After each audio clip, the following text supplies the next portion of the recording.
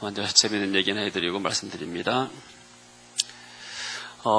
구약 성경에 보게 되면은 이스라엘 남자가 결혼을 하게 되면은 1년 동안 군대를 안 가도 됩니다. 연기도 되는 것이죠. 그래서 한 청년이 목사님에 나서 물었습니다. 아니 목사님, 왜 구약 성경에 그렇게 결혼하면 1년 동안 군대를 안 가도 됩니까? 그때 그 목사님이 이야기했습니다. 이 사람아, 결혼을 하게 되면 두 사람이 벌써 집안에서 전쟁을 치르잖아. 그러니까 군대를 1년 동안 면제하는 거야.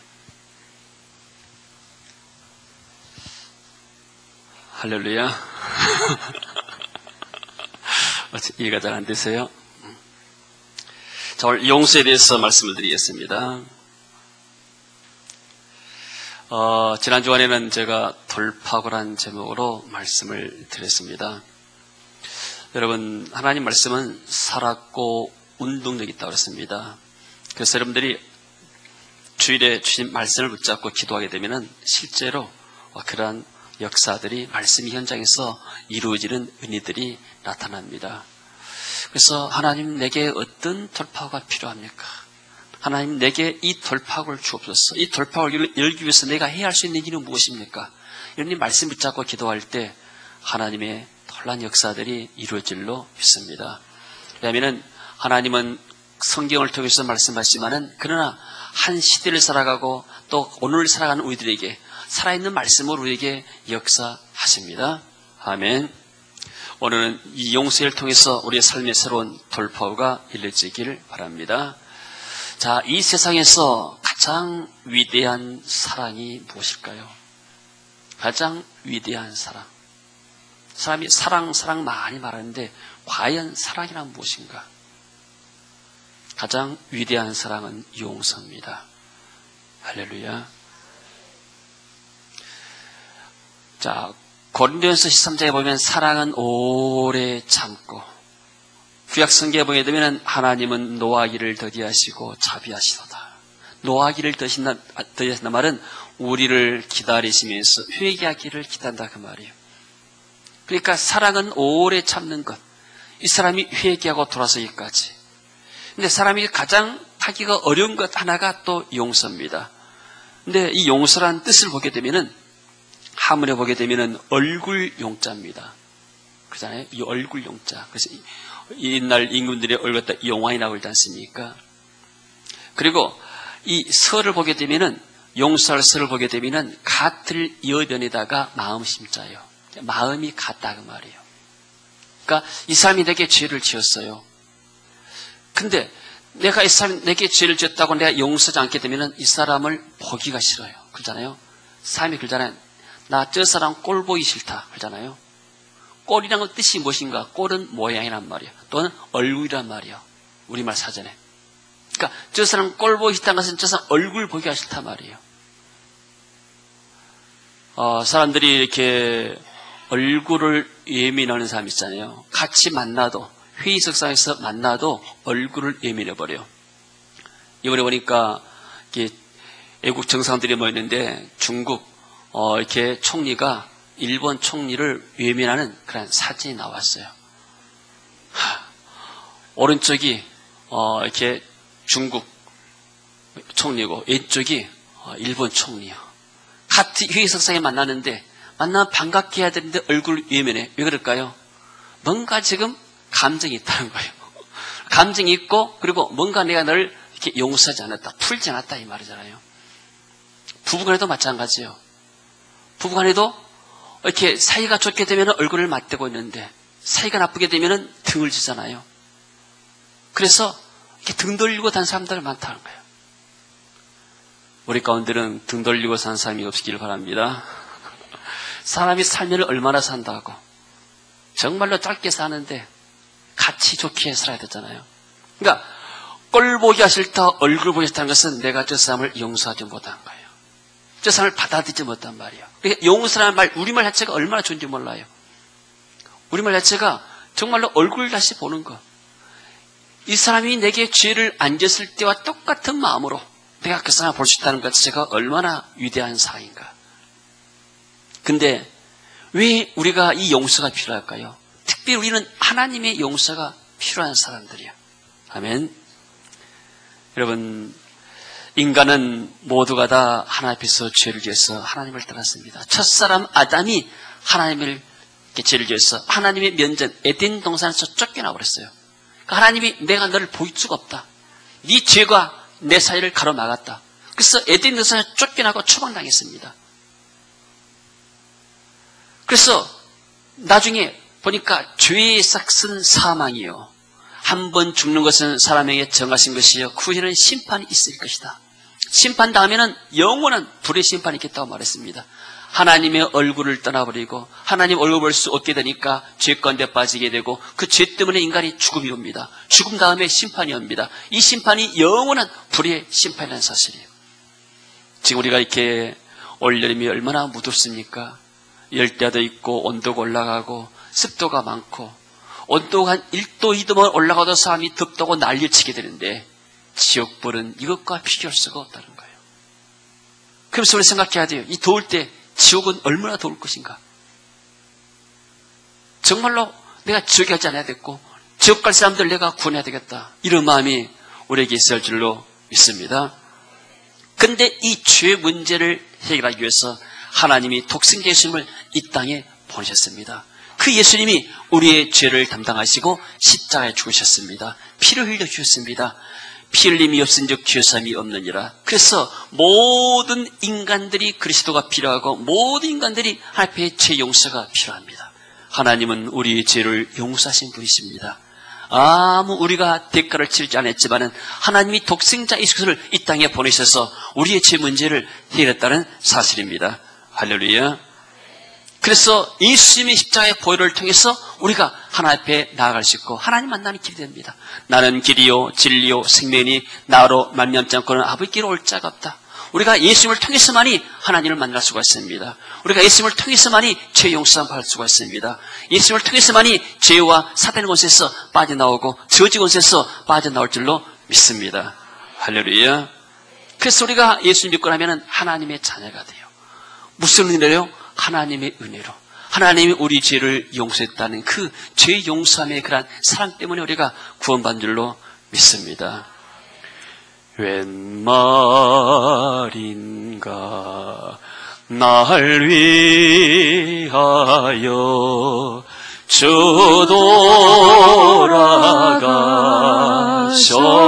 돌아가셨나 이 벌레가 든 날 위해 은혜 받으셨나. 할렐루야. 주님이 이 벌레 같은 날 위해서 십자에서 못 박혀 죽었다는 사실이에요. 바리새인들은 그렇게 생각하지 않았습니다. 내가 의인인데 무슨 내가 죄인이냐. 저 세리나 창기들이나 이런 사람들이 죄인이지 나는 의인이다. 이렇게 뻐기고 다녔습니다. 그러나 하나님 앞에서 내가 죄인이라고 깨닫고 하나님의 은혜 받는 사람들은 내가 벌레만도 못한 그런 죄인이라고 깨달습니다. 다윗이 그랬습니다. 나는 정말로 벌레와 같은 사람입니다. 인간이 얼마나 이 죄 때문에 이 죄악 때문에 인간이 더러워진가. 생각 자체가 죄고 말 자체가 죄고 행한 모든 자체가 죄입니다. 그래서 저와 여러분이 다 하나님의 은혜로 죄 씻음 받고 우리가 새 사람이 된 줄로 믿습니다. 그런데 문제는 뭐냐면은 왜 사람이 또 용서가 필요한가? 우리가 죄인이기 때문에 하나님의 용서가 필요한 사람들이에요. 근데 또 우리가 왜 사람이 용서가 필요한가? 여러분, 의인은 없나니 하나도 없으니 그렇습니다. 죄인과 죄인이 만나서 두 사람이 만나서 결혼해서 산다는 거예요. 우리가 이렇게 비전스 그럴 때 가정세면에 대해서 이어스틱 과목을 가르칩니다. 근데 저는 이렇게 청년 때 이런 가정세면에서 알지 못하고 그냥 결혼했습니다. 보통 사람들이 다 그럽니다. 그냥 결혼하면은 무조건 잘 살 것이다. 결혼이 목적이고 결혼을 하게 되면 모든 것이 끝이다. 굉장히 어떤 꿈을 가지고 이설을 가지고 하집니다. 그러나 막상 결혼해 보게 되면은 서로 다른 배경과 성격의 사람이 만나서 같이 살아갑니다. 이게 쉬운 일이 아니에요. 그래서 화성에서 온 남자, 금성에서 온 여자가 만나가지고 서로 이렇게 산 거예요. 이렇게 한국 사람과 한국 사람이 그러는데 선교 현장에 가보니까 어떤 선교사님이 그래요.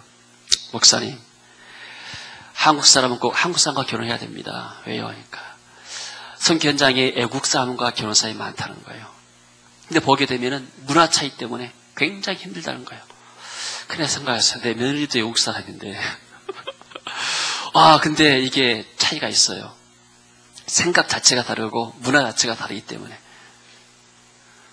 그러니까 애국 사람과 외국 사람이 만나서 사는 것이 쉬운 일이 아니에요. 그러나 마찬가지로 국내 사람이 만난다 하더라도 다 가정 배경이 다르고 또 살아온 배경이 다르기 때문에 다 다릅니다. 그래서 정말 결혼할 때는 어떤 마음을 단단히 먹고 해야 돼요. 아멘. 가정생활에서 상처가 서로 간에 이렇게 상처를 줄 수가 있기 때문이죠. 어떤 목사님은 치유 강의하면서 그런 강의하잖아요. 자기는 아버지로부터 상처를 많이 받았다. 어렸을 때 아버지가 그렇게 맞고 나쁜 욕을 듣고 살아가지고 집에서 뛰쳐나왔다는 거예요. 아버지에 대한 항상 의리가 있는 거예요. 근데 결혼해서 사는데 아이들 낳고 살아요. 근데 이 사람은 화가 있는 거예요. 학교에서나 옛날 어디서나 만나면 막 싸움꾼이에요. 싸워도 막 이 악이 있기 때문에 막 이기는 거예요. 결혼해서 사는데 아이들이 아빠를 두려워하는 거예요. 아내도 두려워하고. 왜요? 자기는 움직이는 화약고다 이렇게 말하잖아요. 언제 폭발할지 모르니까 성질을 안 건드는 거예요. 근데 이분이 어디 가서 은혜를 받았어요. 성령의 은혜를 받고 나가지고 하나님의 그 어떤 만지심, 치유하심을 깨달았어요.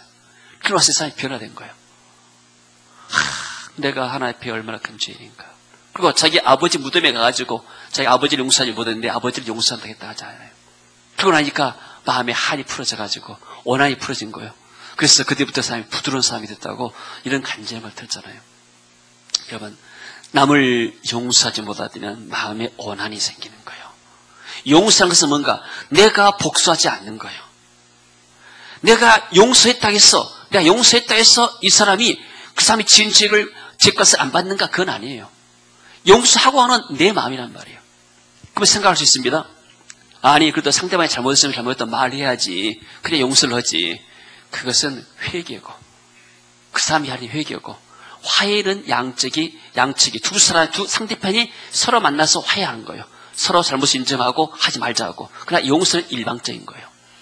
예수님은 자신을 십자가에 못 박는 저 무리를 향해서 말했습니다. 주여 저들은 저들의 죄를 알지 못합니다.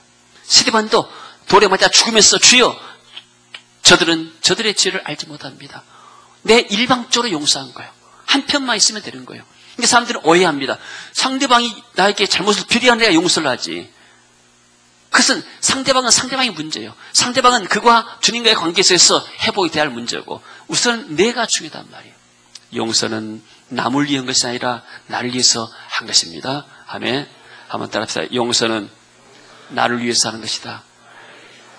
왜냐? 내가 다른 사람을 용서하지 못하게 되면은 내 안에 원한이 쌓이게 되면은 내 안에 독이 생긴단 말이에요.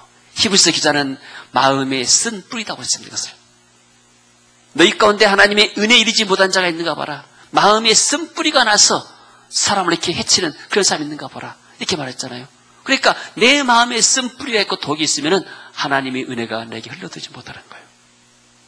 그리고 이 독은 쓴 뿌리는 계속해서 자라나는 거예요. 계속해서 그것을 묵상하죠. 저 사람이 언제 내게 이렇게 했다. 언제 내게 이렇게 했다. 맨날 그걸 묵상하는 거예요. 묵상하다 보게 되면은 더 이 사람이 이 쓴 뿌리가 성장하는 거예요. 그래서 온통 그 원한에 붙잡혀 버립니다. 그러니까 생각이 어두워지고 말이 어두워지고 그 얼굴도 어두워져 버려요. 그러니까 결국 이 사람은 이 원한의 감옥 안에서 빠져나올 수가 없는 거예요. 그러나 용서해버리게 되면 내가 그 감옥에서 빠져나오는 거예요. 그래서 내가 자유가 있고 내 안에 평화 있는 거예요. 혹시 여러분들 오늘 여름 마음 쏘는데 정말 이 사람 많은데 용서하지 못한다. 아직도 마음이 의뢰했고 내가 그 사람 꼴도 보기 싫다는 사람이 있으면 다 오늘 해결하시기를 주의 이름으로 축원합니다. 아멘. 전 생각해봤어요. 다른 사람이 내게 상처 준 사람이 어떤 사람이 있는가? 내가 어떤 사람을 용서해야 되는가? 근데 난 생각해보니까 별로 내가 이렇게 용서할 사람이 없단 거예요. 내가 다른 사람에게 상처를 많이 주고 내가 죄를 많이 지었지 다른 사람에게 상처는 별로 없는 것 같아요. 웬 은혜입니까? 아무리 생각해도 내게 상처 준 사람 내가 생각이 잘 안 나요. 나는 어떤 면에서 어렸을 때도 마찬가지예요. 어릴 때도 나는 장손으로 태어나가지고 5대 장손이기 때문에 할머니, 할아버지도 나를 위해주고 또 주의 모든 친척들도 나에게 함부로 대하지 않았어요. 내게 함부로 욕한 사람도 없어요. 그러니까 나는 별로 이렇게 내게 상처받고 살았지 않았어요. 다만 생각나는 것은 내가 중학교 2학년 때 나쁘고 못 냈다고 선생님이 내 대나무 뿌리로 내 손바닥 때린 거. 야, 이거 못 잊겠어요. 그러나 그것도 다 용서를 한 거야. 잊지 못했지 내가. 우리가 그만큼 이렇게 가난하게 살았어요. 그렇지 내게 크게 뭐 해를 끼쳤다거나 물론 이렇게 세세한 감정 상한 것도 있겠죠. 그러나 그거 다 잊어버린 거예요. 왜요? 하나님의 은혜가 내 심령에 있기 때문에 내가 다른 사람에게 이렇게 원한을 품지 않고 살한단 말입니다. 할렐루야. 자, 인간은 다 죄성을 가지고 살아갑니다. 완전한 사람이 없어요. 서로 상처를 주고 상처를 받습니다. 그러니까 용서가 필요해요. 오늘 또 주님이 성경에서 말씀하셨잖아요. 주기도문에서 말씀했습니다. 우리가 우리에게 죄 지은 자를 사하여 준 것 같이 우리 죄를 사하여 주옵시고. 이 말은 다른 말로 하면 내가 다른 사람의 죄를 내게 지은 사람의 죄를 용서하지 않으면 내 죄가 용서받지 못한다. 이런 말로 들을 수 있어요. 다시 또 말하게 되면 하나님 앞에서 자기 죄 용서 안 받는 사람은 다른 사람이 내게 지은 죄를 보게 되면 너무나 가볍다는 거예요. 하나님의 은혜가 내가 받은 상처보다 더 많다는 거예요. 아멘.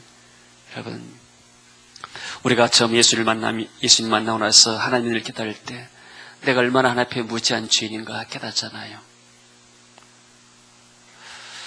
우리가 하나님 앞에 우상을 숭배했던 것들, 귀신을 섬겼던 것들, 또 하나님이 누구냐 망령되이 일컬었던 것들, 주일날 우리가 하나님 앞에서 마땅히 예배드려야 되고 하나님께서 온전히 하나님께 드려야 되는데 그렇지 않고 나를 도둑질했던 것들, 하나님의 물질을 도둑질했던 것들, 그리고 우리의 생각으로 지었던 죄들, 부모를 공경하는데 부모를 이렇게 공경하지 못했던 것들, 남을 미워하고 욕하고 그리고 폭력 썼던 것들 다 이것도 죄입니다. 또 간음했던 것들, 생각으로 상상으로 간음했던 것들, 그리고 남에게 이렇게 해를 끼치고 도적질하고 사기하고 남의 걸 탐했던 마음들, 모든 것들이 다 죄란 말이에요. 내 죄가 억만가지 죄 때문에 정말 내가 적에 갈 수밖에 없는 그런 삶인데 하나님의 은혜로 내가 죄 용서를 받았어요. 근데 형제가 내게 죄를 지은 것은 이것은 어떤 지옥 갈 죄가 아니고 그야말로 거기에 되면 아무것도 아니란 말이에요. 여러분, 우리는 생각합니다. 이 사람만 내가 용서할 수가 없다. 이건 뭐예요? 내가 하나님의 은혜를 들어봤단 말이에요. 세상 사람들이란 말이에요. 세상 사람들은 그 문제점은 억울한 일을 당하지 못합니다. 억울하면은 계속 싸우고 나중에 안 되면 법정까지 갑니다. 지난 수요일날 고린도에서 6장을 우리가 강의했습니다. 거기서 사도 바울이 고린도 교인들에게 말합니다. 너희들의 이 분쟁, 교회 안의 분쟁을 왜 교회 안에서 해결하지 않고 세상 이방인들 법정 앞에서 하느냐. 이방인 법정 앞에 가게 되면 교회에 벌써 허물이 드러나지 않느냐. 너희들이 벌써 이렇게 송사하는 것 자체가 너희들이 서로 완연한 치유가 있다는 것이다. 하나님은 하나님의 교회를 귀히 여기시고 하나님의 영광을 귀히 여기십니다. 아멘. 그래서 하나님은 같은 형제란 말이에요. 교회 안의 사람들은 다 같은 형제고 가족으로 말하게 되면 한 부모 밑에 한 자녀가 똑같단 말이에요. 그래서 생각해보세요. 부모가 아이들이 많이 있는데 아이들이 서로 싸워요. 싸워가지고 분을 풀지 않고 서로 만날 때마다 어려운 걸 봐요. 부모 마음이 어떻게 하겠어요? 마찬가지입니다. 우리가 형제가 형제를 용서하지 못하고 수용하지 못하게 되면 우리는 하나님의 은혜 받은 사람이라고 말할 수가 없는 것입니다. 자, 그래서 사람들을 용서하지 않게 되면 마음에 생긴 원한은 독이 됩니다. 이 독이 있게 되면 반드시 다른 사람들에게 퍼지게 돼 있어요.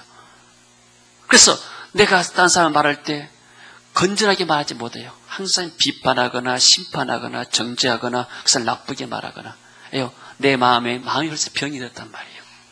그리고 내가 이렇게 남을 용서하지 못하게 되면 이 용서하지 못한 마음 속에는 하나님의 은혜가 깃들지 않아요. 성령의 생수가 있는 것이 아니고 내 안에 독소가 지금 올라오는 거예요. 얼마나 무서운 거예요 이게. 내 심령에 참된 평안이 없고 참된 자유가 얻게 되는데 내가 무슨 좋은 일을 바라겠습니까? 그 무슨 좋은 일이 있겠어요? 그래서 좋은 날 보기를 원하는 사람은 혀를 금해라고 그랬어요. 그래서 늘 우리가 하나님의 은혜, 성령의 생수가 내 안에 차고 넘칠 때 내 안에 기쁨과 감사와 찬양이 흘러넘칠 줄로 믿습니다. 내 입술에 감사가 넘치는 것은 내 안에 성령의 생수가 충만히 간다는 말인 줄로 믿습니다. 그래서 분노와 원한이 있으면 무리가 생기면은 나중에 따라서 대인관계가 안 돼버려요.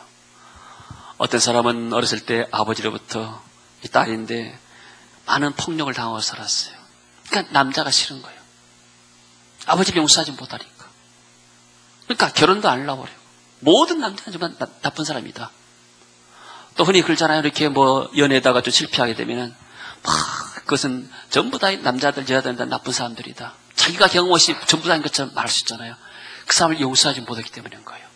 그러나 그것을 용서를 했을 때 내 안에 참된 평안이 오고 내가 온전한 인격을 가지고 나아갈 수가 있는 줄로 믿습니다. 자, 용서는 어떻게 합니까? 하나님의 용서는 조건이 있습니다. 대가가 없습니다. 하나님이 우리 죄를 용서할 때 우리에게 어떤 것을 요구하지 않았어요.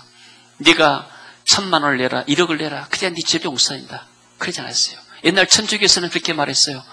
돈을 갖다가 연복교에다 얼마 넣게 되면은 거기서 네가 이렇게 연옥에서 천국으로 이렇게 올라가는 그런 계단이 된다. 이런 식으로 가르쳤습니다. 그러나 우리의 죄를 위해서는 이미 예수님께서 값을 다 지불했습니다. 그래서 다 이루었다 예수님께서 십자가에서 말씀했죠. 그때 테텔레스타 이 말은 이 헬라어로 모든 값을 지불해봤단 말이에요. 죄의 값을 다 예수님이 지불했습니다. 우리가 해야 할 것은 아무것도 없는 거예요.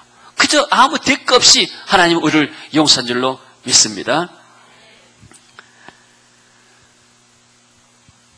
우리가 용서할 때 상대방이 나에게 상처 준 사람이 자유감 누리고 그것은 아니에요. 그 사람 나름대로 또 해야 되고. 자, 코리텐 붐여사라고 화란의 유명한 전도자가 있어요. 이분은 2차 대전 때 나치 포로 수용소에 갇혔습니다. 나치 군인들이 얼마나 심하게 고문을 했는지. 그리고 쉽게 말해서 이런 폭력만 한 것이 아니라 성적인 고문도 한 거예요. 근데 해방되고 나서 풀려났어요. 그리고 이번에 나중에 전도자가 되었어요. 한 번은 독일에 가서 복음을 전합니다. 우리는 하나님의 사랑을 입은 사람들입니다. 우리는 서로 용서해야 됩니다. 독일 당신들이 2차 대전을 일으켜가지고 많은 사람들에게 피한 것, 우리 민족에게, 내 자신에게 피한 것 다 용서합니다. 그렇게 용서를 선포했습니다. 그리고 끝나고 나서 전부 다 이제 한 사람이 집회찬사들 악수하고 가는 거예요. 그래서 많은 사람들이 용서해 주십시오. 용서해 주셔서 감사합니다. 악수하는데 어떤 남자가 손을 내미는 거예요. 그 남자의 얼굴이 쳐다보는 순간에 깜짝 놀랐어요. 자기를 그렇게 악랄하게 고문했던 그 사람이란 말이에요. 나치 수용소에서. 그때 하나님, 나는 이 사람만은 용서할 수 없습니다. 다른 사람은 다 용서해도 이 인간만은 내가 용서할 수가 없어요. 그렇게 하는데 성령께서 마음이 역사하는 거예요. 용서해라. 그래서 형제님을 용서합니다 하고 선포를 했어요. 그 순간에 성령의 그런 놀라운 강같은 평화가 자기 마음속에 흘러넘친 것을 깨닫다고 그랬습니다. 여러분, 하나님의 은혜를 입고 나게 되면 우리가 다른 사람을 용서할 수가 있는 거예요. 할렐루야. 용서하지 못하는 우리는 어디에 사는가? 과거에 매여 사는 거예요. 항상 과거 그것만 묵상합니다. 저 사람이 옛날에 내게 이거 하지 않았는가? 그 사람 참 나쁜 사람이야. 정말로 그 사람은 인간적으로 그럴 수가 없어. 그 사람은 욕하고 비난하고 다른 사람에게 가서 또 소문 퍼뜨리고 막 그럽니다. 이것은 과거의 사람이에요. 현재 일을 할 수 없고 미래의 비전을 할 수가 없는 거예요. 하나님은 이런 오난에 붙인 사람을 쓸 수가 없는 거예요. 하나님은 어떻게 해서 요셉을 썼는가? 요셉은 17세 소년인데 형들이 자기를 팔았어요. 그러나 요셉은 그 형들에게 오난을 품지 않았어요. 만약에 요셉이 그 형들에게 오난을 품고 복수의 칼날을 갖다 하게 되면 요셉은 총리가 될 수 없는 거예요. 그 인생은 종에서 끝나버렸어요. 보디발 가져가니까 강간 미수로 잡혀서 감옥에 갇혔습니다. 정말로 억울한 누명이요. 왕에게 탄원서를 쓰고 뭘 써야 되는데도 불구하고 요셉은 아무 일도 하지 않았어요. 다 용서한 거예요. 13년의 세월 동안에 요셉은 뭘 배웠는가? 용서를 배웠어요. 하나님의 용서를 배운 거예요. 내가 용서한 거. 용서는 옛날 것을 기억하지 않는 거예요. 다 잊어버린 거예요. 헬라에도 용서란 말 자체가 아페소란 말인데 사람과 관련된 죄악을 범한 형제로부터 먼 곳으로 보내다. 그러니까 내게 지었던 모든 죄가들을 다 먼 곳으로 다 버리는 거예요. 마치 하나님 우리의 죄가를 빽빽한 구름이 쌓인 것처럼 멀리 버리는 것처럼 돈이 서에서 먼 것처럼 그 죄가를 다 버려버린 겁니다.